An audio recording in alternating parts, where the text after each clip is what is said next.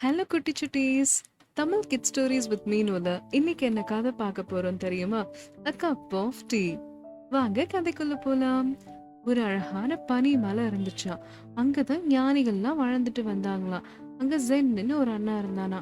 அவனுக்கு அங்க போய் ஞானிகள் எல்லாம் பார்க்கணும் அப்படின்னு ரொம்ப நாள் ஆசையாம். ஒரு நாள் கஷ்டப்பட்டு மழை ஏறி போய் பார்த்தானா. பார்த்தோன்னு அவன் நிறைய புக்ஸ் எல்லாம் படிச்சு வச்சிருந்தானா. ஏன்னா ஞானிகளை பார்க்கணும் அப்படின்னா நிறைய கேள்வி எல்லாம் கேட்கணும் இல்லையா? அப்போ இவனும் நிறைய புக்ஸ் எல்லாம் படிச்சு வச்சிருந்தானா. அங்க போய் ஞானி கிட்ட பேசும்போது இவனுக்கு என்னென்னலாம் தோணுதோ எல்லாம் சொல்லிட்டே இருந்தானா. உடனே ஞானி என்ன பண்ணாரு, டீ கப் எடுத்து எல்லா டீ கப்லயும் டீ நிறைய ஊத்திட்டே இருந்தாரா. இவனுக்கு ஒண்ணுமே புரியலையா. இவன் உடனே போதும் போதும் நிறுத்துங்க, என்ன இப்படி ஊத்திட்டே இருக்கீங்க, பாருங்க டீ கப் ஃபுல்லா நிறைஞ்சிடுச்சு, அது தாண்டியும் கீழே போயிட்டு இருக்கு டீ, உங்களுக்கு அளவு தெரியாதா அப்படின்னு சொல்லி அவன் கோவமா கேட்டானா. உடனே அதுக்கு ஞானி சிரிச்சுட்டே சொன்னாரா, இல்லப்பா, இந்த டீ கப்ல இவ்வளவுதான் டீ தாங்குங்கிறது உனக்கும் தெரியும் எனக்கும் தெரியும். அதுக்கு மேல ஊத்துனா என்ன ஆகும்?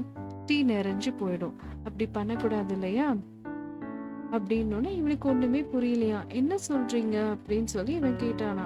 ஆமா, இப்ப நீ என்கிட்ட இருந்து ஏதாவது கத்துக்கணும் அப்படின்னு நினைக்கிற அப்படின்னா உன் மைண்ட ஃபர்ஸ்ட் எம்டி பண்ணு, உன் மைண்ட்லயே நீ நிறைய வச்சிருக்க அப்படின்னு சொல்லி சொன்னாங்களாம் ஞானி.